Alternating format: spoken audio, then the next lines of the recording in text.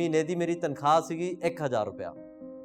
ਉਹ 1000 ਰੁਪਇਆ 2011 ਦੇ ਵਿੱਚ ਮੈਂ ਸ਼ੁਰੂਆਤ ਕੀਤੀ ਸੀ ਤੇ ਨਾਲ ਹੁਣ ਉੱਥੇ ਹੀ ਰਹਿਣਾ, ਹੋਟਲ ਦੇ ਵਿੱਚ ਹੀ, ਉੱਥੇ ਹੀ ਖਾਣਾ ਪੀਣਾ, ਉੱਥੇ ਹੀ ਸੌਣਾ। 1 ਸਾਲ ਮੈਂ ਹੋਟਲ ਦੇ ਰਿਸੈਪਸ਼ਨ ਤੇ ਸੁੱਤਾ ਔਰ 6ਵੇਂ ਦਿਨ ਹੀ ਮੇਰਾ ਹੋਇਆ ਐਕਸੀਡੈਂਟ।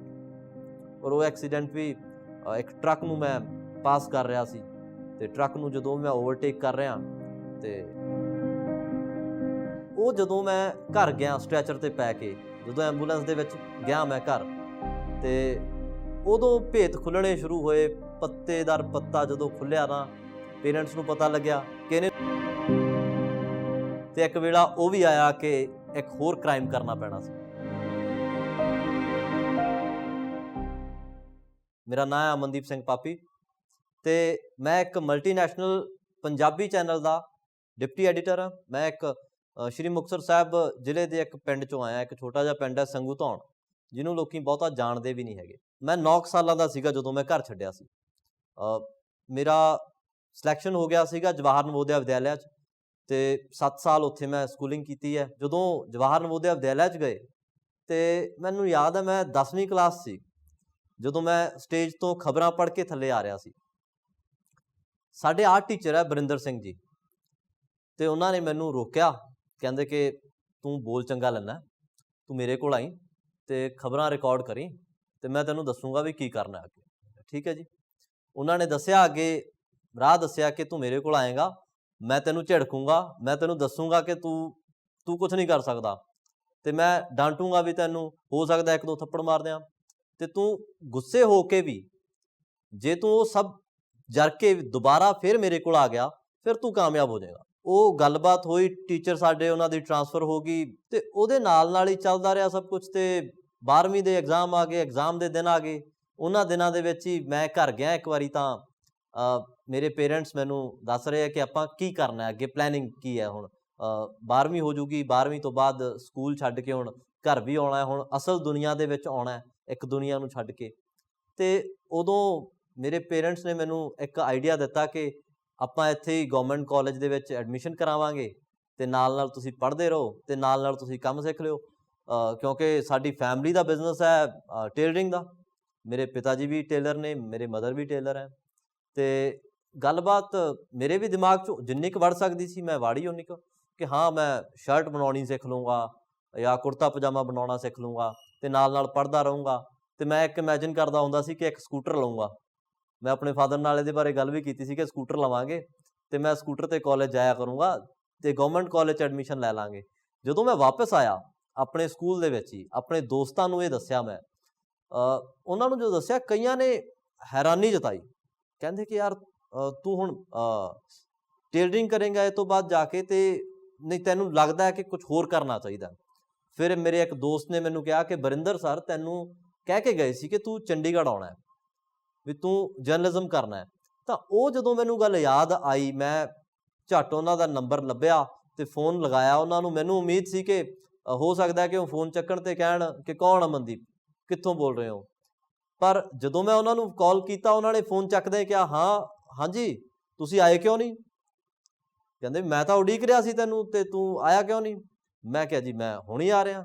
ਔਰ ਫੈਮਿਲੀ ਵੀ ਇਸ ਤਰ੍ਹਾਂ ਦੀ, ਫੈਮਿਲੀ ਨੂੰ ਦੱਸਿਆ ਤਾਂ ਪਰਿਵਾਰ ਦੇ ਵਿੱਚ ਇੰਨਾ ਕੁ ਨਹੀਂ ਸੀਗਾ ਕਿ ਅਸੀਂ ਹੋਰ ਬਾਹਰ ਭੇਜਣਾ ਬੱਚੇ ਨੂੰ। ਉਹਨਾਂ ਨੂੰ ਉਮੀਦ ਸੀ ਕਿ 7 ਸਾਲ ਬਾਹਰ ਲਾ ਕੇ ਵਾਪਸ ਘਰ ਆ ਰਹੇ ਆ ਤੇ ਹੁਣ ਬੱਚਾ ਸਾਡੇ ਕੋਲ ਰਹੂਗਾ, ਪਰ ਉਹ ਹੋਇਆ ਨਹੀਂ। ਮੈਂ ਅਗਲੇ ਦਿਨ ਹੀ ਮੈਂ ਦੱਸਿਆ ਉਹਨਾਂ ਨੂੰ, ਪੇਰੈਂਟਸ ਨੂੰ ਦੱਸਿਆ, ਪੇਰੈਂਟਸ ਮੰਨੇ ਨਹੀਂ। ਫਿਰ ਮੇਰੇ ਕਜ਼ਨ ਹੈਗੇ ਆ, ਮੇਰੇ ਦੀਦੀ ਆ, ਉਹਨਾਂ ਨੂੰ ਮੈਂ ਦੱਸਿਆ ਤੇ ਉਹਨਾਂ ਨੇ ਗੱਲਬਾਤ ਕੀਤੀ, ਪੇਰੈਂਟਸ ਨੂੰ ਬਿਠਾਇਆ ਤੇ ਪੇਰੈਂਟਸ ਮੰਨ ਗਏ। ਮਤਲਬ ਸਕੂਲ ਛੱਡਿਆ, ਇੱਕ ਦਿਨ ਛੱਡਿਆ ਤੇ ਦੂਜੇ ਦਿਨ ਮੈਂ ਚੰਡੀਗੜ੍ਹ ਦੀ ਬੱਸ 'ਚ ਬੈਠ ਗਿਆ। ਤਾਂ ਘਰ ਰਹਿਣ ਦਾ ਇੱਕ ਦਿਨ ਹੀ ਸੀ ਮੇਰੇ ਕੋਲ। ਉਹਨਾਂ ਨੇ ਜੋ ਕਿਹਾ ਮੈਂ ਕਰਦਾ ਰਿਹਾ ਤੇ ਇੱਕ ਹੋਟਲ ਦੇ ਵਿੱਚ ਨੌਕਰੀ ਮਿਲੀ ਮੈਨੂੰ। ਉਸ ਤੋਂ ਪਹਿਲਾਂ ਇੱਕ ਨੌਕਰੀ ਮਿਲੀ ਪਰ ਉਹ ਛੋਟੇ ਜਿਹੇ ਸਪੈਨ ਦੇ ਲਈ ਸੀ ਕਿ ਉਹ ਮੈਂ 1.5 ਕੁ ਮਹੀਨਾ ਕੰਮ ਕੀਤਾ ਉੱਥੇ ਇੰਸ਼ੋਰੈਂਸ ਵੇਚਣ ਦਾ। ਤੇ ਉੱਥੇ ਵੀ ਚਿਣਗ ਸੀ ਕਿ ਹਾਂ ਜਰਨਲਿਜ਼ਮ ਹੀ ਕਰਨਾ ਹੈ, ਜਰਨਲਿਜ਼ਮ ਹੀ ਕਰਨਾ ਹੈ। ਤੇ ਨਾਲ ਕਾਲਜ ਸ਼ੁਰੂ ਕੀਤਾ, ਫਿਰ ਇੱਕ ਹੋਟਲ ਦੇ ਵਿੱਚ ਪਾਰਟ ਟਾਈਮ ਜੋਬ ਸ਼ੁਰੂ ਹੋਈ ਤੇ ਉੱਥੇ ਮੈਨੂੰ ਮਹੀਨੇ ਦੀ ਮੇਰੀ ਤਨਖਾਹ ਸੀਗੀ 1000 ਰੁਪਇਆ। ਉਹ 1000 ਰੁਪਇਆ 2011 ਦੇ ਵਿੱਚ ਮੈਂ ਸ਼ੁਰੂਆਤ ਕੀਤੀ ਸੀ ਤੇ ਨਾਲ ਹੁਣ ਉੱਥੇ ਦਾ ਰੂਟੀਨ ਇਹ ਬਣਿਆ ਕਿ ਉੱਥੇ ਹੀ ਰਹਿਣਾ, ਹੋਟਲ ਦੇ ਵਿੱਚ ਹੀ, ਉੱਥੇ ਹੀ ਖਾਣਾ ਪੀਣਾ, ਉੱਥੇ ਹੀ ਸੌਣਾ। 1 ਸਾਲ ਮੈਂ ਹੋਟਲ ਦੇ ਰਿਸੈਪਸ਼ਨ 'ਤੇ ਸੁੱਤਾ ਅਤੇ ਉਹ ਜਿਹੜਾ 1 ਸਾਲ ਸੀ, ਉਹ ਸਾਲ ਨੇ ਮੈਨੂੰ ਬਹੁਤ ਕੁਛ ਸਿਖਾਇਆ। ਹੋਟਲ ਦੇ ਜਿਹੜੇ ਓਨਰ ਸੀਗੇ ਸਰਦਾਰ ਤਜਿੰਦਰ ਸਿੰਘ ਜੀ, ਉਹਨਾਂ ਨੇ ਹਮੇਸ਼ਾ ਮੈਨੂੰ ਕਿਹਾ ਕਿ ਬੱਚੇ ਤੂੰ ਕਰਨਾ ਤੂੰ ਕਰ, ਜੋ ਕਰਨਾ ਚਾਹੁੰਦਾ ਤੂੰ ਉਹ ਕਰ। ਉਹਨਾਂ ਦੇ ਦੋਸਤ ਸੀਗੇ ਜੋ ਦ ਟ੍ਰਿਬਿਊਨ ਦੇ ਵਿੱਚ ਸੀ। ਦ ਟ੍ਰਿਬਿਊਨ ਦੇ ਵਿੱਚ ਉਹਨਾਂ ਕੋਲ ਟ੍ਰੇਨਿੰਗ ਕਰਨੀ ਸ਼ੁਰੂ ਕਰਤੀ ਮੈਂ ਤਰਲੋਚਨ ਸਿੰਘ ਜੀ ਕੋਲ। ਅਤੇ ਉਸ ਟਾਈਮ 'ਤੇ ਦਿਮਾਗ ਦੇ ਵਿੱਚ ਇਹ ਸੀ ਕਿ ਨਹੀਂ, ਜਰਨਲਿਜ਼ਮ ਕਰਨਾ ਹੈ ਤਾਂ ਮੈਂ ਕੈਮਰੇ ਦੇ ਸਾਹਮਣੇ ਆਉਣਾ। ਤਾਂ ਟ੍ਰਿਬਿਊਨ ਦੇ ਵਿੱਚ ਦਾ ਵੈਰੀ ਫਸਟ ਡੇ ਜਦੋਂ ਮੈਂ ਐਂਟਰ ਕੀਤਾ, ਜਦੋਂ ਉੱਥੇ ਮੈਂ ਕੰਮ ਸਿੱਖਣਾ ਸ਼ੁਰੂ ਕੀਤਾ, ਮੈਨੂੰ ਪਤਾ ਲੱਗ ਗਿਆ ਕੈਮਰਾ ਦੇ ਸਾਹਮਣੇ ਆਉਣ ਤੋਂ ਪਹਿਲਾਂ ਉਹਦੇ ਪਿੱਛੇ ਕੀ ਕੰਮ ਹੈ ਉਹ ਬਹੁਤ ਜ਼ਰੂਰੀ ਹੈ। ਅਤੇ ਜਦੋਂ ਇਹ ਪਤਾ ਲੱਗਿਆ ਤਾਂ ਮੈਂ ਸਾਰਾ ਕੰਮ ਛੱਡ ਕੇ ਉਹ ਲਿਖਣਾ ਸਿੱਖਣ ਪਿੱਛੇ ਮੈਂ ਲੱਗ ਗਿਆ ਅਤੇ ਉਹਦੇ ਲਈ ਟ੍ਰਿਬਿਊਨ 'ਚ ਸਿੱਖਿਆ। ਫਿਰ ਉਸ ਤੋਂ ਬਾਅਦ ਦੈਨਿਕ ਭਾਸਕਰ ਦੇ ਵਿੱਚ, ਅਤੇ ਉਹ ਇਨ ਬਿਟਵੀਨ ਚੱਲਦਾ ਰਹਿੰਦਾ ਸੀਗਾ ਕਿ ਨੌਕਰੀ ਨਹੀਂ ਹੈ, ਪੈਸੇ ਨਹੀਂ ਹੈ, ਫੀਸ ਨਹੀਂ ਹੈ। ਉੱਥੋਂ 2-4 ਮਹੀਨੇ ਕੰਮ ਕੀਤਾ, ਥੋੜ੍ਹੇ ਪੈਸੇ ਜੋੜੇ ਅਤੇ ਫਿਰ ਟ੍ਰੇਨਿੰਗ 'ਤੇ ਲੱਗ ਗਏ ਜੀ। ਫਿਰ ਪੈਸੇ ਖਤਮ ਹੋਏ, ਫਿਰ ਕੋਈ ਨਾ ਕੋਈ ਪਾਰਟ ਟਾਈਮ ਜੋਬ ਫੜੀ, ਫਿਰ ਉਹ ਪੈਸੇ ਜਿਹੜੇ ਫੜੇ ਸੀ ਕਿਤੋਂ ਉਤਾਰੇ ਅਤੇ ਫਿਰ ਟ੍ਰੇਨਿੰਗ ਕੀਤੀ। ਔਰ ਮੀਡੀਆ ਦੇ ਵਿੱਚ ਖੜ੍ਹੇ ਹੋਣਾ ਮੈਨੂੰ ਲੱਗਦਾ ਬਹੁਤ ਮੁਸ਼ਕਿਲ ਸੀਗਾ ਉਸ ਸਮੇਂ ਸਾਡੇ ਲਈ, ਕਿਉਂਕਿ ਕੋਈ ਵੀ ਚੈਨਲ ਤੁਹਾਨੂੰ ਸਿੱਧਾ ਲੈਂਦਾ ਨਹੀਂ ਸੀ। ਉਹ ਚਾਹੁੰਦੇ ਸੀ ਕਿ ਪਹਿਲਾਂ ਐਕਸਪੀਰੀਅੰਸ ਲੈ ਕੇ ਆਓ, ਪ੍ਰੀਵੀਅਸ ਐਕਸਪੀਰੀਅੰਸ ਕੀ ਹੈ। ਅਤੇ ਜਦੋਂ ਕੋਈ ਕੰਮ ਹੀ ਨਹੀਂ ਦੇਊਗਾ, ਜਦੋਂ ਕੋਈ ਸਿਖਾਊਗਾ ਹੀ ਨਹੀਂ, ਅਤੇ ਪ੍ਰੀਵੀਅਸ ਐਕਸਪੀਰੀਅੰਸ ਕਿੱਥੋਂ ਆਊਗਾ। ਇਹ ਸਾਡੇ ਲਈ, ਸਾਡੇ ਸਾਰੇ ਬੈਚ ਦੇ ਲਈ, ਉਸ ਵੇਲੇ ਦੇ ਮੈਨੂੰ ਲੱਗਦਾ ਜਿੰਨੇ ਵੀ ਲੋਕ ਜਰਨਲਿਜ਼ਮ ਪੜ੍ਹ ਰਹੇ ਸੀ, 2011 ਦੀ ਗੱਲ ਹੈ, ਬਹੁਤੀ ਪੁਰਾਣੀ ਨਹੀਂ, ਉਦੋਂ ਸਾਰਿਆਂ ਦੇ ਲਈ ਇਹ ਚੈਲੰਜ ਸੀਗਾ ਕਿ ਇਹ ਆਊਗਾ ਕਿੱਥੋਂ ਐਕਸਪੀਰੀਅੰਸ। ਅਤੇ ਹਾਲਾਂਕਿ ਅਸੀਂ ਫੋਕਸ ਕੀਤਾ ਸਕਿੱਲ 'ਤੇ। ਉਸ ਟਾਈਮ 'ਤੇ ਜਿਹੜੇ ਟਾਈਮ 'ਤੇ ਸਾਡੇ ਕਲਾਸਮੇਟਸ ਜਿਹੜੇ ਅਸਾਈਨਮੈਂਟਸ ਬਣਾਉਣ 'ਤੇ ਰੁੱਝੇ ਹੁੰਦੇ ਸੀ, ਉਹਨਾਂ ਨੂੰ ਲੱਗਦਾ ਸੀਗਾ ਕਿ ਅਸੀਂ ਐਗਜ਼ਾਮ ਦੇ ਵਿੱਚ ਨੰਬਰ ਚੰਗੇ ਲੈਣੇ ਆ। ਉਸ ਟਾਈਮ 'ਤੇ ਸਾਡਾ ਦਿਮਾਗ, ਮੇਰਾ ਖਾਸ ਕਰ ਦਿਮਾਗ ਇਹ ਹੁੰਦਾ ਸੀ ਕਿ ਮੈਂ ਕੰਮ ਸਿੱਖਾਂ, ਮੈਂ ਕੰਮ ਸਿੱਖ ਕੇ ਕਿਵੇਂ ਕਰ ਸਕਦਾ। ਮੈਨੂੰ ਐਗਜ਼ਾਮ ਦੇ ਲਈ ਤਾਂ ਮੈਨੂੰ ਇੱਕ ਹਊਆ ਬਣਿਆ ਹੋਇਆ ਸੀ ਦਿਮਾਗ ਦੇ ਵਿੱਚ। ਮੈਨੂੰ ਇੱਕ ਲਾਈਨ ਮੇਰੇ ਦਿਮਾਗ 'ਚ ਭਰੀ ਹੋਈ ਸੀ ਕਿ a single sheet of paper can't decide my future. ਹਾਲਾਂਕਿ ਉਹਦੀ ਲੋੜ ਪੈਂਦੀ ਹੈ, ਉਹ ਸਿੰਗਲ ਸ਼ੀਟ ਦੀ ਵੀ ਵੈਲਿਊ ਹੁੰਦੀ ਹੈ ਅਤੇ ਉਹ ਸਾਨੂੰ ਬਾਅਦ 'ਚ ਪਤਾ ਲੱਗਦੀ ਹੈ। ਪਰ ਉਸ ਟਾਈਮ 'ਤੇ ਜਦੋਂ ਯੰਗ ਐਨਰਜੀ ਹੁੰਦੀ ਹੈ ਤੁਹਾਡੇ 'ਚ, ਤੁਹਾਨੂੰ ਲੱਗਦਾ ਹੈ ਕਿ ਹਾਂ ਅਸੀਂ ਸਟਰਗਲ ਵੀ ਕਰ ਰਹੇ ਹਾਂ, ਨਾਲ ਲੜ ਵੀ ਰਹੇ ਹਾਂ ਹਾਲਾਤਾਂ ਦੇ, ਅਤੇ ਉਹ ਹਾਲਾਤਾਂ ਦੇ ਨਾਲ ਲੜਨਾ ਅਤੇ ਆਪਣੀ ਸੋਚ ਨੂੰ ਉੱਥੇ ਖੜ੍ਹਾ ਕਰਨਾ ਕਿ ਮੈਂ ਕਾਗਜ਼ਾਂ ਤੋਂ ਬਿਨਾਂ ਵੀ, ਮੈਂ ਪੇਪਰਸ ਤੋਂ ਬਿਨਾਂ ਵੀ ਆਪਣੇ ਆਪ ਨੂੰ ਵਧੀਆ ਪ੍ਰੂਵ ਕਰ ਸਕਦਾ, ਮੈਂ ਚੰਗਾ ਕੰਮ ਕਰ ਸਕਦਾ। ਉਹ ਚੱਲਦਾ ਰਿਹਾ। ਉਹ ਟ੍ਰੇਨਿੰਗ ਦੇ ਨਾਲ ਮੈਨੂੰ ਲੱਗਦਾ ਮੇਰਾ ਫਾਈਨਲ ਈਅਰ ਦੇ ਐਗਜ਼ਾਮ ਸੀਗੇ ਜਦੋਂ ਮੈਨੂੰ ਦੈਨਿਕ ਭਾਸਕਰ ਤੋਂ ਕਾਲ ਆ ਗਈ ਸੀ ਅਤੇ ਬੁਲਾ ਲਿਆ ਸੀ ਉਹਨਾਂ ਨੇ ਕਿ ਤੁਸੀਂ ਸਾਨੂੰ ਐਜ਼ ਅ ਰਿਪੋਰਟਰ ਜੁਆਇਨ ਕਰ ਲਓ। ਉਸ ਤੋਂ ਪਹਿਲਾਂ ਮੈਂ 2 ਵਾਰੀ ਉੱਥੇ ਟ੍ਰੇਨਿੰਗ ਕੀਤੀ ਸੀ, 6-6 ਮਹੀਨੇ ਟ੍ਰੇਨਿੰਗ ਕੀਤੀ ਹੈ ਅਤੇ ਪ੍ਰਿੰਟ ਦੇ ਵਿੱਚ ਆਇਆ, ਕੰਮ ਕੀਤਾ। ਉਸ ਤੋਂ ਬਾਅਦ ਮੈਨੂੰ ਲੱਗਿਆ ਦੈਨਿਕ ਭਾਸਕਰ ਦੇ ਵਿੱਚ ਹੀ ਮੈਨੂੰ ਲੱਗਿਆ ਕਿ ਨਹੀਂ ਯਾਰ, ਹੁਣ ਨਾ ਮੈਨੂੰ ਛੱਡਣਾ ਚਾਹੀਦਾ ਹੈ ਅਤੇ ਕੁਛ ਆਪਣਾ ਕਰਨਾ ਚਾਹੀਦਾ। ਮੈਂ ਇੱਕ ਮੈਗਜ਼ੀਨ ਦਾ ਆਈਡੀਆ ਲੈ ਕੇ ਆਇਆ। ਉਹ ਮੈਗਜ਼ੀਨ ਦੇ ਲਈ ਮੈਂ PPTs ਵੀ ਤਿਆਰ ਕੀਤੀਆਂ ਅਤੇ ਮੈਨੂੰ ਸੀ ਕਿ ਆਪਣਾ ਕੁਛ ਕਰਨਾ ਹੈ ਔਰ ਕੁਛ ਵੱਡਾ ਕਰਨਾ ਹੈ। ਅਤੇ ਉਸ ਟਾਈਮ 'ਤੇ ਮੈਗਜ਼ੀਨ ਬਾਰੇ ਸੋਚਣਾ, ਜਦੋਂ ਸਾਰੇ ਲੋਕ ਡਿਜੀਟਲ ਵੱਲ ਜਾ ਰਹੇ ਸੀ, ਜਦੋਂ ਪੋਰਟਲਸ ਵੱਲ ਜਾ ਰਹੇ ਸੀ ਸਾਰੇ ਲੋਕ, 2014-15 ਦੀ ਗੱਲ ਹੈ। ਉਹਨਾਂ ਦਿਨਾਂ 'ਚ ਮੇਰਾ ਫਤੂਰ ਸੀ ਕਿ ਮੈਂ ਇੱਕ ਮੈਗਜ਼ੀਨ ਸ਼ੁਰੂ ਕਰੂੰਗਾ। ਉਸ ਮੈਗਜ਼ੀਨ ਨੂੰ ਮੈਂ ਆਮ ਦੁਕਾਨਾਂ 'ਤੇ ਨਹੀਂ ਪਈ ਹੋਣੀ ਉਹ ਮੈਗਜ਼ੀਨ, ਮੈਨੂੰ ਲੱਗਦਾ ਸੀ ਉਹ ਮੈਗਜ਼ੀਨ ਏਅਰਪੋਰਟਸ 'ਤੇ ਹੋਊਗੀ, ਉਹ ਜਹਾਜ਼ਾਂ ਦੇ ਵਿੱਚ ਹੋਊਗੀ। ਅਤੇ ਉਹ ਸੋਚਣ ਦੀ ਮੇਰੀ ਕਾਬਲੀਅਤ ਸੀ ਓਨੀ, ਪਰ ਉਹ ਪਲਾਨ ਵੀ ਪੂਰਾ ਬਣਿਆ, PPT ਬਣਾਈ, ਰੈਜ਼ਿਗਨੇਸ਼ਨ ਦਿੱਤਾ ਔਰ ਲੱਗ ਗਏ ਕੰਮ 'ਤੇ। ਔਰ 6ਵੇਂ ਦਿਨ ਹੀ ਮੇਰਾ ਹੋਇਆ ਐਕਸੀਡੈਂਟ। ਔਰ ਉਹ ਐਕਸੀਡੈਂਟ ਵੀ ਇੱਕ ਟਰੱਕ ਨੂੰ ਮੈਂ ਪਾਸ ਕਰ ਰਿਹਾ ਸੀ ਅਤੇ ਟਰੱਕ ਨੂੰ ਜਦੋਂ ਮੈਂ ਓਵਰਟੇਕ ਕਰ ਰਿਹਾ ਅਤੇ ਦਿਮਾਗ ਦੇ ਵਿੱਚ ਮੈਗਜ਼ੀਨ ਚੱਲ ਰਿਹਾ ਔਰ ਰੈਜ਼ਿਗਨੇਸ਼ਨ ਚੱਲ ਰਿਹਾ ਔਰ ਇੱਕ ਡਰ ਚੱਲ ਰਿਹਾ ਕਿ ਯਾਰ ਪੇਰੈਂਟਸ ਨੂੰ ਦੱਸਿਆ ਵੀ ਨਹੀਂ ਸੀ। ਅਤੇ ਉਹ ਜਦੋਂ ਮੈਂ ਘਰ ਗਿਆ ਸਟ੍ਰੈਚਰ 'ਤੇ ਪੈ ਕੇ, ਜਦੋਂ ਐਂਬੂਲੈਂਸ ਦੇ ਵਿੱਚ ਗਿਆ ਮੈਂ ਘਰ, ਅਤੇ ਉਦੋਂ ਭੇਤ ਖੁੱਲ੍ਹਣੇ ਸ਼ੁਰੂ ਹੋਏ। ਪੱਤੇ ਦਰ ਪੱਤਾ ਜਦੋਂ ਖੁੱਲ੍ਹਿਆ ਨਾ, ਪੇਰੈਂਟਸ ਨੂੰ ਪਤਾ ਲੱਗਿਆ ਕਿ ਇਹਨੇ ਨੌਕਰੀ ਛੱਡਤੀ। ਲਓ ਜੀ, ਭੇਤ ਖੁੱਲ੍ਹਿਆ, ਇੱਕ ਰੌਲਾ ਹੋਇਆ।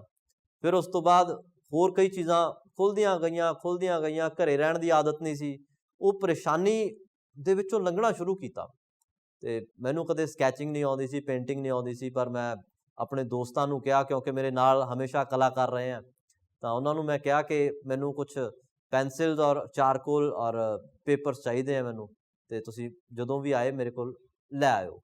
ਤਾਂ ਆਏ ਘਰ, ਉਹ ਇੱਕ ਦੀਵਾਰ 'ਤੇ ਫਿਕਸ ਕਰ ਦਿੰਦਾ ਸੀ। ਮੈਂ ਪੇਂਟਿੰਗ 'ਤੇ ਸਕੈਚਿੰਗ 'ਤੇ ਮੈਂ ਆਪਣਾ ਫੋਕਸ ਕੀਤਾ ਅਤੇ ਉਸ ਸਮੇਂ ਦੇ ਵਿੱਚ ਜਿਹੜਾ ਉਹ 9 ਮਹੀਨੇ ਦਾ ਟਾਈਮ ਸੀਗਾ ਜਦੋਂ ਮੈਂ ਬੈੱਡ ਤੇ ਸੀ, ਉਹਦੇ ਵਿੱਚ ਮੈਨੂੰ ਕਈ ਚੀਜ਼ਾਂ ਰਿਅਲਾਈਜ਼ ਹੁੰਦੀਆਂ ਗਈਆਂ ਕਿ ਮੈਨੂੰ ਕੀ ਕਰਨਾ ਚਾਹੀਦਾ, ਕੀ ਲਿਖਣਾ ਚਾਹੀਦਾ, ਕੀ ਬੋਲਣਾ ਚਾਹੀਦਾ। ਅਤੇ ਉਹ ਜਦੋਂ ਕਰਕੇ ਵਾਪਸ ਆਇਆ ਮੈਂ ਚੰਡੀਗੜ੍ਹ ਦੇ ਵਿੱਚ, ਤਾਂ ਵੱਡਾ ਚੈਲੰਜ ਇੱਕ ਹੋਰ ਖੜ੍ਹਾ ਸੀ, ਇੱਕ ਵੱਡੀ ਮੁਸੀਬਤ ਖੜ੍ਹੀ ਸੀ ਕਿ ਜੀ ਦੈਨਿਕ ਭਾਸਕਰ ਦੀ ਨੌਕਰੀ ਛੱਡ ਕੇ ਤੁਸੀਂ ਆਪਣੀ ਮੈਗਜ਼ੀਨ ਸ਼ੁਰੂ ਕਰਨ ਲੱਗੇ ਸੀ। ਬੜੇ ਵੱਡੇ ਸੁਪਨੇ ਸੀ। ਡਾਕਟਰ ਨੂੰ ਆਪਰੇਸ਼ਨ ਥੀਏਟਰ 'ਚ ਵੀ ਦੱਸ ਰਿਹਾ ਸੀ ਮੈਂ, ਡਾਕਟਰ ਨੂੰ ਪਲਾਨ ਵੇਚਣਾ ਚਾਹ ਰਿਹਾ ਸੀ ਮੈਂ ਆਪਰੇਸ਼ਨ ਥੀਏਟਰ 'ਚ ਕਿ ਮੈਂ ਇੱਕ ਮੈਗਜ਼ੀਨ ਦਾ ਪਲਾਨ ਹੈ ਮੇਰਾ, ਅਤੇ ਹੋ ਸਕਦਾ ਕਿ ਉਹ ਡਾਕਟਰ ਹੀ ਇਨਵੈਸਟ ਕਰ ਦੇ। ਤਾਂ ਇਸ ਤਰੀਕੇ ਦਾ ਜਿਹੜਾ ਉਹ ਸੀ ਮੇਰਾ ਆਈਡੀਆ ਸੀ, ਅਤੇ ਉਹਨੂੰ ਲੈ ਕੇ ਜਦੋਂ ਮੈਂ ਵਾਪਸ ਇਸ ਸ਼ਹਿਰ 'ਚ ਆਇਆ ਤਾਂ ਇਸ ਸ਼ਹਿਰ 'ਚ ਕਾਫੀ ਕੁਛ ਬਦਲਿਆ ਹੋਇਆ ਸੀ। ਇੱਥੇ ਮੈਨੂੰ ਮੇਰੇ ਲਈ ਨੌਕਰੀ ਵੀ ਲੱਭਣਾ ਬਹੁਤ ਔਖਾ ਸੀ। ਦੈਨਿਕ ਭਾਸਕਰ ਛੱਡਿਆ ਸੀ, ਦੈਨਿਕ ਜਾਗਰਣ ਟਰਾਈ ਕਰੋ ਜੀ, ਅਮਰ ਉਜਾਲਾ ਟਰਾਈ ਕਰੋ, ਹਿੰਦੀ ਜਰਨਲਿਜ਼ਮ 'ਚ ਸੀਗੇ ਤਾਂ ਇੱਕ ਡਰ ਸੀਗਾ ਕਿ ਇੰਗਲਿਸ਼ ਪਤਾ ਨਹੀਂ ਜਾ ਸਕਾਂਗੇ ਜਾਂ ਨਹੀਂ। ਪੰਜਾਬੀ 'ਚ ਕਦੇ ਕੀਤਾ ਨਹੀਂ ਸੀ, ਪੰਜਾਬੀ ਚੰਗੀ ਆਉਂਦੀ ਸੀ, ਪੰਜਾਬੀ ਪੇਪਰਸ ਦੇ ਵੀ ਦਰਵਾਜ਼ੇ ਬੰਦ, ਹਿੰਦੀ ਪੇਪਰਸ ਦੇ ਵੀ ਦਰਵਾਜ਼ੇ ਬੰਦ। ਆਫਰਸ ਆਉਂਦੇ ਸੀਗੇ ਜੀ ਨੋਇਡਾ ਚਲੇ ਜਾਓ ਜਾਂ ਗੁੜਗਾਉਂ ਚਲੇ ਜਾਓ ਜਾਂ ਕਿਸੇ ਹੋਰ ਸਟੇਟ ਦੇ ਵਿੱਚ ਜੁਆਇਨ ਕਰ ਲਓ, ਅਤੇ ਲੱਗਦਾ ਸੀ ਕਿ ਇਹ ਬਹੁਤ ਮੁਸ਼ਕਿਲ ਹੋਣ ਵਾਲਾ ਹੈ। ਫਿਰ ਇੱਕ ਦਿਨ ਅਚਾਨਕ ਕਾਲ ਆਉਂਦਾ, ਅਤੇ ਉਹ ਕਾਲ ਆਉਂਦਾ ਮੈਨੂੰ ਸਾਡੇ ਸੀਨੀਅਰ ਹੈ ਉਹਨਾਂ ਦਾ, DD1 ਤੋਂ ਸਾਡੇ ਮੈਡਮ ਸੁਮਨ ਸ਼ਰਮਾ ਜੀ, ਉਹਨਾਂ ਦਾ ਫੋਨ ਆਉਂਦਾ। ਉਹ ਮੈਨੂੰ ਦੱਸਦੇ ਆ ਕਿ ਕੀ ਕਰ ਰਹੇ ਆ ਅੱਜ ਕੱਲ੍ਹ, ਔਰ ਮੈਂ ਦੱਸਿਆ ਕਿ ਜੀ ਮੈਂ ਇਹ ਕੁਛ ਚੱਲ ਰਿਹਾ ਮੇਰਾ ਜ਼ਿੰਦਗੀ ਦੇ ਵਿੱਚ, ਸਟਰਗਲ ਚੱਲ ਰਹੀ ਹੈ, ਹੁਣ ਨੌਕਰੀ ਲੱਭ ਰਿਹਾ ਦੁਬਾਰਾ। ਤਾਂ ਨੌਕਰੀ ਉਹ ਕਹਿੰਦੇ ਕਿ ਮੈਂ ਡਿਪਾਰਟਮੈਂਟ ਚੈੱਕ 'ਚ ਗੱਲ ਕਰ ਰਹੀ ਹਾਂ, ਉਹਨਾਂ ਨੂੰ ਜ਼ਰੂਰਤ ਹੈ। ਇੱਕ ਸਰਕਾਰੀ ਡਿਪਾਰਟਮੈਂਟ UHBVN 'ਚੋਂ ਮੈਨੂੰ ਉਹਨਾਂ ਨੇ ਬੁਲਾਇਆ, ਅਤੇ ਉਹਨਾਂ ਨੇ ਦੱਸਿਆ ਕਿ ਸਾਡਾ ਕੰਮ ਇਹ ਹੈ, ਤੁਸੀਂ ਕਰ ਲਓਗੇ। ਅਤੇ ਮੈਂ ਦੱਸਿਆ ਕਿ ਜੀ ਮੈਂ ਇਹ ਕੁਛ ਕਰ ਸਕਦਾ, ਮੈਂ ਤੁਹਾਡੇ ਕੰਮ ਦਾ। ਤਾਂ ਉਹਨਾਂ ਨੇ ਜੋ ਮੈਨੂੰ ਉਹਨਾਂ ਨੇ ਤਨਖਾਹ ਆਫਰ ਕੀਤੀ ਉਹ ਮੇਰੀ ਪਿਛਲੀ ਤਨਖਾਹ ਤੋਂ ਡਬਲ ਸੀ, ਅਤੇ ਉਹਨਾਂ ਨੇ ਕਿਹਾ ਕਿ ਹਮਾਰੇ ਪਾਸ ਇਤਨਾ ਹੀ ਹੈ, ਕਿਆ ਆਪ ਕਰ ਪਾਏਂਗੇ। ਅਤੇ ਮੈਂ ਅੰਦਰੋਂ ਛਾਲਾਂ ਮਾਰ ਰਿਹਾ ਸੀ, ਕਿਉਂਕਿ ਮੈਨੂੰ ਪਤਾ ਸੀਗਾ ਕਿ ਮੈਨੂੰ ਪਿਛਲੀ ਤਨਖਾਹ ਇਹ ਤੋਂ ਅੱਧੀ ਮਿਲ ਰਹੀ ਸੀ, ਅਤੇ ਹੁਣ ਹੋਰ ਵਧੀਆ ਹੋਊਗੀ।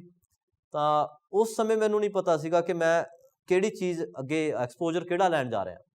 ਮੈਨੂੰ ਨੌਕਰੀ ਦੀ ਜ਼ਰੂਰਤ ਸੀ, ਨੌਕਰੀ ਮਿਲੀ, ਪਰ ਉੱਥੇ ਮੈਂ ਐਜ਼ ਅ PRO ਜੁਆਇਨ ਕੀਤਾ, ਪਬਲਿਕ ਰਿਲੇਸ਼ਨਸ ਆਫਿਸਰ। ਤਾਂ ਪੂਰੀ ਸਟੇਟ ਦਾ ਕੰਮ ਦੇਖਣਾ ਸੀ। ਮੇਰੇ ਸੀਨੀਅਰ ਸੀ, ਉਹ ਵੀ ਮੇਰੇ ਨਾਲ ਜੁਆਇਨ ਕੀਤੇ, ਜਿਹੜੇ ਮੇਰੇ ਪ੍ਰੋਫੈਸਰ ਰਹੇ ਸੀ ਕਾਲਜ ਦੇ ਵਿੱਚ, ਉਹਨਾਂ ਨੇ ਵੀ ਸੇਮ ਡੈਜ਼ਿਗਨੇਸ਼ਨ 'ਤੇ ਉੱਥੇ ਜੁਆਇਨ ਕੀਤਾ, ਅਤੇ ਉਹਨਾਂ ਦੀ ਹੈਲਪ ਮੈਨੂੰ ਬਹੁਤ ਮਿਲੀ। ਉਹਨਾਂ ਨੇ ਸਿਖਾਇਆ ਇਕੱਲੀ ਚੀਜ਼ ਕਿ ਫਾਈਲ ਪੁੱਟਅਪ ਕਿਵੇਂ ਕਰਨੀ ਹੈ, ਸਰਕਾਰੀ ਕੰਮ ਕਿਵੇਂ ਹੁੰਦੇ ਆ, ਕੀ ਕੁਛ ਹੁੰਦਾ। ਤਾਂ ਉਹ ਕੰਮ ਸਿੱਖਦੇ ਰਹੇ, ਅਤੇ ਇੱਕ ਵੇਲਾ ਉਹ ਵੀ ਆਇਆ ਕਿ ਇੱਕ ਹੋਰ ਕ੍ਰਾਈਮ ਕਰਨਾ ਪੈਣਾ ਸੀ। ਤਾਂ ਉਹ ਨੌਕਰੀ ਛੱਡਣੀ ਸੀ, ਅਤੇ ਉਹ ਨੌਕਰੀ ਛੱਡਣ ਦੇ ਲਈ ਜੇਰਾ ਕਰਨਾ ਸੀ ਤਾਂ ਪੇਰੈਂਟਸ ਨੂੰ ਵੀ ਦੱਸਣਾ ਪੈਣਾ ਸੀ। ਉਹ ਨੌਕਰੀ ਵੀ ਮੈਂ ਛੱਡੀ, ਤਾਂ ਉਹਦੇ 1 ਮਹੀਨੇ ਬਾਅਦ ਮੈਂ ਪੇਰੈਂਟਸ ਨੂੰ ਦੱਸਿਆ ਕਿ ਮੈਂ ਇਹ ਨੌਕਰੀ ਛੱਡਤੀ ਹੈ, ਅਤੇ ਹੁਣ ਮੈਂ ਆਪਦਾ ਇੱਕ ਸਟਾਰਟਅਪ ਕਰ ਰਿਹਾ, ਜਿਹਦੇ ਵਿੱਚ ਮੈਂ ਐਡ ਫਿਲਮਸ, ਡਾਕੂਮੈਂਟਰੀ ਫਿਲਮਸ ਬਣਾਊਂਗਾ। ਅਤੇ ਮੇਰੇ ਇਹ ਪਾਰਟਨਰ ਨੇ, ਇਹ ਆਫਿਸ ਆ ਸਾਡਾ। ਅਸੀਂ ਇੱਕ ਆਫਿਸ ਸ਼ੁਰੂ ਕੀਤਾ ਜ਼ੀਰਕਪੁਰ ਦੇ ਵਿੱਚ, ਇੱਕ ਬਿਜ਼ਨਸ ਸੈਂਟਰ ਦੇ ਵਿੱਚ ਸ਼ੁਰੂ ਕੀਤਾ, ਅਤੇ ਉਹ ਅਸੀਂ ਤਕਰੀਬਨ 1.5 ਸਾਲ ਅਸੀਂ ਬਿਲਕੁਲ ਉਹਦੇ 'ਤੇ ਲੱਗੇ ਹੋਏ ਕੰਮ ਕਰ ਰਹੇ ਸੀ। ਹੁਣ ਸਟਰਗਲ ਇਹ ਸੀਗਾ ਕਿ ਕੰਮ ਲੱਭਣਾ, ਸਰਕਾਰੀ ਡਿਪਾਰਟਮੈਂਟਸ ਦੇ ਵਿੱਚ ਜਾਓ, ਪ੍ਰਾਈਵੇਟ ਪਰਸਨ ਲੱਭੋ, ਕਲਾਇੰਟਸ ਕਿੱਥੋਂ ਆਉਣਗੇ, ਪੈਸਾ ਕਿੱਥੋਂ ਆਊਗਾ, ਇਹ ਵੱਡਾ ਚੈਲੰਜ ਸੀ। ਟੀਮ ਵੀ ਬਣਾ ਲਈ ਹੈ, ਟੀਮ ਨੂੰ ਖਰਚਾ ਕਿਵੇਂ ਕੱਢਣਾ ਹੈ, ਆਫਿਸ ਦੇ ਖਰਚੇ ਕਿਵੇਂ ਕੱਢਣੇ, ਉਹ ਇੱਕ ਨਵਾਂ ਐਕਸਪੀਰੀਅੰਸ ਸੀਗਾ। ਅਤੇ ਉਹ ਐਕਸਪੀਰੀਅੰਸ ਜੁੜਦੇ ਫਿਰ ਅਚਾਨਕ ਇੱਕ ਦਿਨ ਫੋਨ ਆਇਆ ਕਿ ਅਸੀਂ ਡਿਸਕਸ ਕਰਨਾ, ਇੱਕ ਚੈਨਲ ਸ਼ੁਰੂ ਕਰਨਾ ਹੈ, ਅਤੇ ਉਹ ਚੈਨਲ ਦੇ ਵਿੱਚ ਕਿਸ ਤਰ੍ਹਾਂ ਦਾ ਕੰਟੈਂਟ ਹੋਣਾ ਚਾਹੀਦਾ, ਕੀ ਆਪਾਂ ਨੂੰ ਕਰਨਾ ਚਾਹੀਦਾ। ਇਹ ਸਾਡੇ CEO ਵਿਸ਼ਾਲ ਸੂਦ ਜੀ ਦਾ ਫੋਨ ਆਇਆ ਮੈਨੂੰ, ਤਾਂ ਉਹਨਾਂ ਨੇ ਮੈਨੂੰ ਡਿਸਕਸ਼ਨ ਲਈ ਬੁਲਾਇਆ। ਅਸੀਂ ਡਿਸਕਸ਼ਨ ਕੀਤੀ, ਤਾਂ ਆਪੋ ਆਪਣੇ ਘਰੇ ਚਲੇ ਗਏ। ਫਿਰ ਥੋੜ੍ਹੇ ਟਾਈਮ ਬਾਅਦ ਫਿਰ ਡਿਸਕਸ਼ਨ ਹੋਈ, ਤੀਜੀ ਡਿਸਕਸ਼ਨ 'ਚ ਉਹਨਾਂ ਨੇ ਮੈਨੂੰ ਕਿਹਾ ਕਿ ਵੀ ਅਮਨ ਮੈਨੂੰ ਜੁਆਇਨ ਕਰ ਲਾ, ਵੀ ਪ੍ਰੋਡਕਸ਼ਨ ਤੁਸੀਂ ਦੇਖ ਲਓ, ਪ੍ਰੋਡਕਸ਼ਨ ਵੀ ਆਪਾਂ ਕਰਨੀ ਹੈ, ਜੋ ਆਈਡੀਆ ਆਪਣਾ, ਕਿਉਂਕਿ ਦਿਮਾਗ ਆਪਣਾ ਮਿਲਦਾ।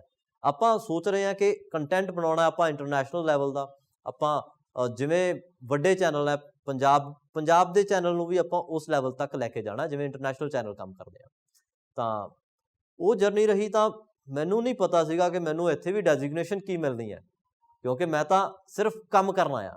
ਅਤੇ ਉੱਥੇ ਮੈਨੂੰ ਡੈਜ਼ਿਗਨੇਸ਼ਨ ਮਿਲੀ ਡਿਪਟੀ ਐਡੀਟਰ। ਔਰ ਜਦੋਂ ਮੈਨੂੰ ਇੱਥੋਂ ਜੋਸ਼ ਟਾਕਸ ਤੋਂ ਫੋਨ ਆਇਆ ਤਾਂ ਮੈਂ ਵੀ ਇੱਥੇ ਵੀ ਇਹੀ ਗੱਲ ਕਹੀ ਕਿ ਮੇਰੇ ਸਫ਼ਰ 'ਚ ਇਹੋ ਜਿਹਾ ਕੁਛ ਹੋ ਸਕਦਾ ਹੈ ਕਿ ਜਿਹੜਾ ਲੋਕਾਂ ਨੂੰ ਸਿੱਖਣ ਨੂੰ ਮਿਲੇ, ਅਤੇ ਨਵੇਂ ਮੁੰਡਿਆਂ ਨੂੰ, ਨਵੀਆਂ ਕੁੜੀਆਂ ਨੂੰ, ਕਿਉਂਕਿ ਪਿੰਡਾਂ ਦੇ ਵਿੱਚੋਂ ਨਿਕਲ ਕੇ ਇਹਨਾਂ ਥਾਵਾਂ 'ਤੇ ਪਹੁੰਚਣਾ, ਸ਼ਹਿਰਾਂ ਦੇ ਵਿੱਚ ਆਪਣੇ ਆਪ ਨੂੰ ਇਸਟੈਬਲਿਸ਼ ਕਰਨਾ, ਮੈਨੂੰ ਹਜੇ ਵੀ ਯਾਦ ਆ, ਉਹ 17 ਸਾਲ ਦਾ ਮੁੰਡਾ ਸੀ ਜਿਹੜਾ ਚੰਡੀਗੜ੍ਹ ਆਇਆ ਸੀ, ਬੜਾ ਮਾਸੂਮ ਜਿਹਾ ਸੀ। ਤੇ ਉਹਨੇ ਇੱਥੇ ਆਉਣਾ ਤੇ ਆਪਣੀ ਮਾਸੂਮੀਅਤ ਨੂੰ ਵੀ ਕਾਇਮ ਰੱਖਣਾ ਤੇ ਉਹਦੇ ਨਾਲ ਬਾਕੀ ਚੀਜ਼ਾਂ ਨੂੰ ਅਚੀਵ ਕਰਨਾ। ਚਾਹੇ ਰੋਵੋ, ਚਾਹੇ ਡਰੋ, ਚਾਹੇ ਕੰਬੋ, ਚਾਹੇ ਡਿੱਗੋ, ਪਰ ਤੁਹਾਨੂੰ ਹਾਰ ਕੇ ਬਹਿਣਾ ਇਹ ਤੁਹਾਡੇ ਲਈ ਬਣਿਆ ਹੀ ਨਹੀਂ ਹੈ। ਜੇਕਰ ਤੁਹਾਡੀ ਸਟੋਰੀ ਵਿੱਚ ਵੀ ਕਿਸੇ ਨੂੰ ਇੰਸਪਾਇਰ ਕਰਨ ਦਾ ਜਜ਼ਬਾ ਹੈ ਤੇ ਜੋਸ਼ ਦੇ ਮੰਚ ਤੇ ਆਪਣੀ ਕਹਾਣੀ ਪੇਸ਼ ਕਰਨਾ ਚਾਹੁੰਦੇ ਹੋ ਤਾਂ ਇਸ QR ਕੋਡ ਨੂੰ ਸਕੈਨ ਕਰੋ ਤੇ ਕਮੈਂਟਸ ਦਿੱਤੇ ਹੋਏ ਲਿੰਕ ਤੇ ਕਲਿੱਕ ਕਰੋ ਤੇ ਪਾਓ ਜੋਸ਼ ਸਪੀਕਰ ਬਣਨ ਦਾ ਮੌਕਾ। ਇਸ ਵੀਡੀਓ ਬਾਰੇ ਆਪਣੀ ਰਾਏ ਕਮੈਂਟ ਸੈਕਸ਼ਨ ਵਿੱਚ ਸਾਨੂੰ ਦੱਸੋ ਅਤੇ ਆਪਣੇ ਮਿੱਤਰਾਂ ਨਾਲ ਇਹ ਵੀਡੀਓ ਸ਼ੇਅਰ ਕਰਨਾ ਨਾ ਭੁੱਲਿਓ।